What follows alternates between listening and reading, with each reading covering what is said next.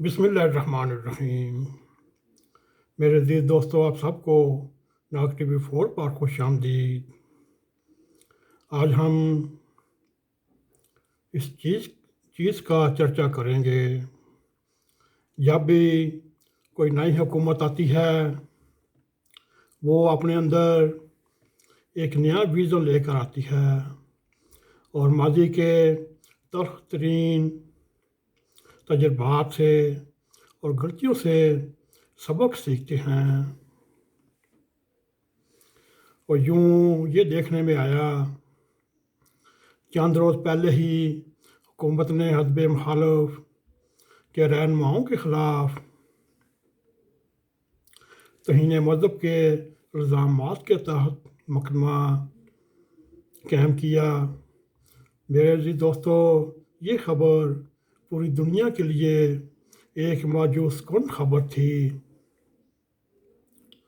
اس مایوسی کی وجہ یہ ہے ہم نے ماضی کے تجربات سے کوئی سبق نہیں سیکھا۔ یہ مایوسی خصوصاً ہماری نسل کے ان لوگوں کے لیے ہے جو اوائل جوانی میں اس باب میں بہت ہی پر امید ہوتے اور خوش کن نقطہ نظر رکھتے تھے۔ یہ لوگ سمجھتے تھے ہمارے ہاں تعلیم اور خواندگی کی شرح بہت کم ہے۔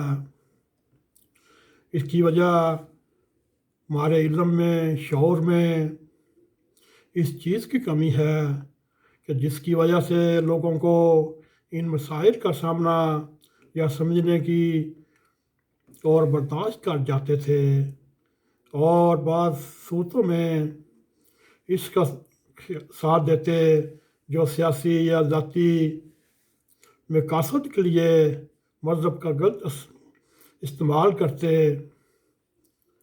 میرے عزیز دوستو، اس وقت پاکستان بننے سے لے کر آج تک ہر سیاسی جماعت نے، چاہے وہ جمہوریت کا روپ ڈالے ہوئے ہو، چاہے وہ آمریت کا ہو، چاہے مارشل لا کا ہو، انہوں نے جس پیمانے پر مذہبی کارڈ کھیلے اور حکمران طبقات نے جس بے رحمی سے اس کا استعمال کیا، اس کی مثال پاکستان کی تاریخ میں نہیں ملتی۔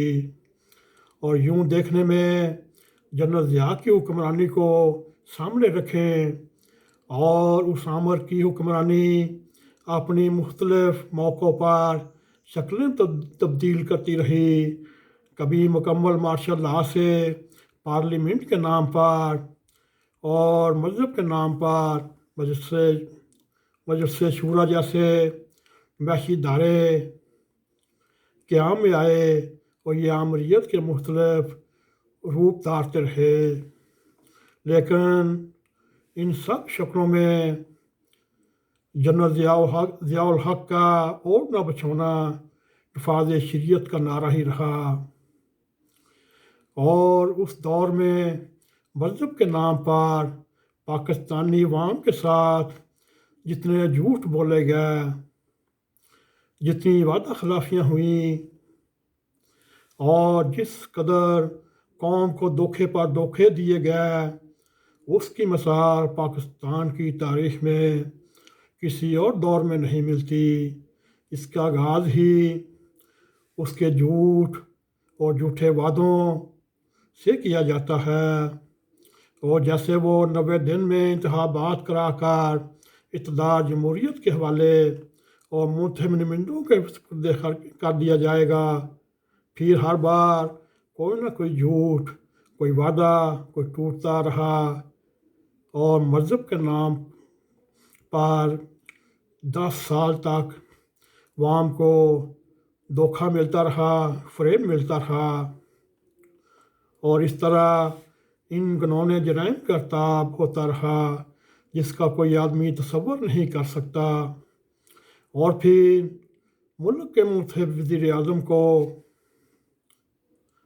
بندوق کی نوک پر ایوان وزیر اعظم سے بے دخل کیا اور پھر فریب و جبر اور چلاکی شیطانی لہجے لیتے ہوئے اس وزیر اعظم کو مختلف عدالتوں سے ایسے فیصلے کروائے کہ اس کو پھانسی پر چڑھا دیا، اور آج تک پاکستان کا ہر صاحب ضمیر ہو، قانون دان ہو، یہ شرمندگی محسوس کرتا ہے۔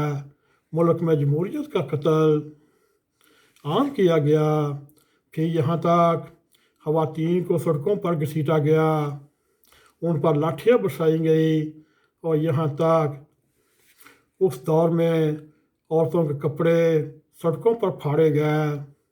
اور پھر ہم یہ دیکھتے ہیں پاکستان کو عالمی سامراجی لڑائی میں کس طرح جھونک دیا،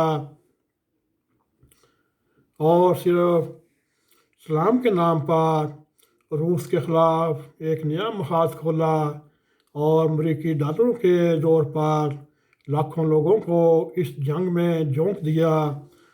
اس وقت پاکستان کے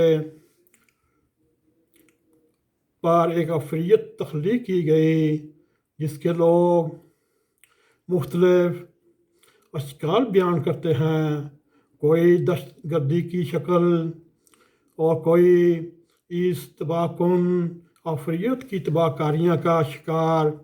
آج تک اس کی تباہ کاریوں کو کوئی نہ کوئی شکل اس وقت موجود ہیں۔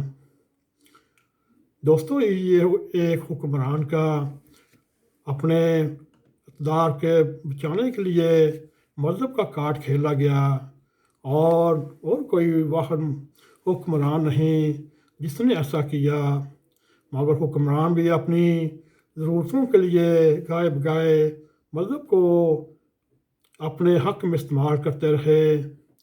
اور یوبھاں اس سلسلے میں ایک سبق آموز مثال رکھتا ہے، جب امریکہ نے روس کے خلاف جنگ میں امریکی پالیسیوں کے مطابق کمیونزم کے خلاف مذہب کا استعمال کیا، تو اس کے لیے صدر ایوب نے کچھ ایسی مذہبی شخصیت کا سہارا لیا اور ان سے کمیونزم کے خلاف فتوے لیے، اور اسی تناظر میں کمیونزم کے خلاف امریکی جنگ کے درمیان بعض علماء نے اس کے ساتھ تعاون کرتے ہوئے اس جنگ کو اسلام و کفر کی جنگ قرار دی، یا حق و باطل کی جنگ قرار دی، حالانکہ کمیونزم اور اسلام کا کوئی براہ راست صادم کوئی نہیں تھا۔ اور یوبھاں نے انتخابات کے دوران بھی مذہبی کارڈ کھیلا۔ انہوں نے محترمہ مادر وطن فاطمہ جناح کے خلاف بعض ایسے گھناؤنے الزامات علماء کرام سے فتوے دلائے کہ عورت کی حکمرانی کے خلاف ان سے تقریریں بھی کرائیں، اور پاکستان کا حکمران اشفیا مذہب کو ہر وقت استعمال کرتا رہا تاکہ ان کا اقتدار چند روزہ بچ جائے۔ آپ کے سامنے مثال ہے، ذوالفقار علی بھٹو جیسا سیکولر ترقی پسند حکمران بھی اپنے دور میں مذہبی کارڈ استعمال کرنے سے باز نہ آیا، اور اس نے مذہبی علماء کرام کو خوش کرنے اور خاموش کرانے کے لیے انہوں نے بھی کئی ایسے اقدامات کیے۔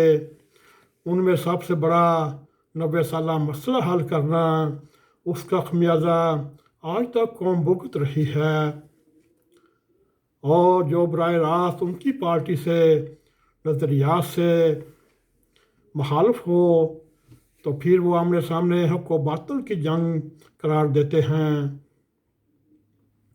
اسی طرح ذوالفقار علی بھٹو اور یوبھاں سے پہلے بھی ممتاز دلتانہ جیسے حکمران مذہبی کارڈ کھیلتے رہے۔ اس کے لیے 1953 کے خونی فسادات آپ کے سامنے ہیں، اور اس وقت گزشتہ 3 سال کے دوران سابقہ حکومت نے بھی اپنی حیثیت سے بڑھ کر مذہبی کارڈ کا استعمال کیا اور عوام کو سہانے خواب دکھائے گئے۔ حال ہی میں اقتدار سے بے دخلی بھی اسی پارٹی نے یہ روش برقرار رکھی ہوئی ہے اور وہ عوام کو اپنے سیاسی مقاصد کے لیے استعمال کرنے اور مذہبی کارڈ کھیلنے میں طول رکھا، مگر نئی حکومت نے اس سلسلے میں جو کردار ادا کیا وہ سب سے مایوس کن تھا۔ توہین مذہب کے نام پر حزب مخالف کے رہنماؤں کے خلاف مقدمات کا اندراج ایک افسوسناک عمل ہے۔ میرے عزیز دوستو، جس کے خوفناک نتائج برآمد ہو سکتے ہیں۔ میرے عزیز دوستو، جو 1953 میں ممتاز دلتانہ نے پودا لگایا، اس کے بعد اس کو صدر ایوب خان پانی دیتا رہا اور اس کے بعد ذوالفقار علی بھٹو نے اس کو اور خوب بڑھایا اور بھٹو سے بڑھ کر جنرل ضیاء نے اپنی آخری حدیں مکا دیں اور توہین مذہب کے قانون کے غلط استعمال سے بڑے بڑے دردناک واقعات ہوتے رہے۔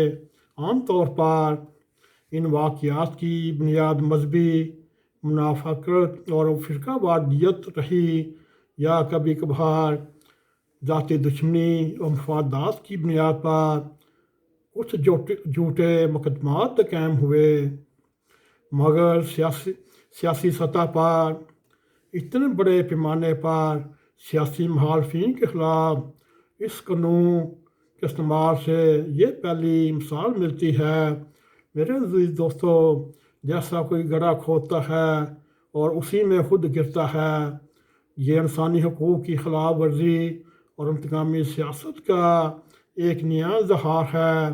توہین مذہب کے قانون کے غلط استعمال کر کے اس روایت کو آگے بڑھانے کی بجائے اس کو ریورس گیئر لگانے کی ضرورت ہے۔ یہ نہ ہو پاکستان کا ایک ایک سڑک کہیں مختلف فرقہ جات آپس میں لڑ بڑھیں۔ اس وقت سے پہلے ہماری اسٹیبلشمنٹ سے، فوج سے اور حکومت سے یہ درخواست ہے، جتنی جلدی ہو سکے مذہب اور سیاست کو علیحدہ کیا جائے۔ سیاست ملک کی ترقی و خوشحالی کے لیے اور مذہب 22 کروڑ عوام کی تربیت کے لیے تیار رہے۔ شاید اس طرح آنے والے حالات بہتر سے بہتر ہو سکیں۔ میرے عزیز دوستو، یہ کا ایک ہلکا سا مضمون شاید آپ کو یہ پسند آئے۔ اگر پسند آئے اس کو لائک بھی کریں، اس کو شیئر بھی کریں اور کمنٹ سیکشن میں جا کے اپنا اظہار خیال کریں اور ناک ٹی وی 4 کو سبسکرائب کریں۔ میرے عزیز دوستو، یہ پروگرام براہ راست کر رہے ہیں۔ اگر کوئی لفظ کی ہیرا پھیری ہو جائے یا غلط استعمال ہوئے، اس سے ہم پہلے ہی آپ سے معذرت کرتے ہیں اور اسی کے ساتھ ہمیں اجازت دیں۔ السلام علیکم ورحمۃ اللہ وبرکاتہ۔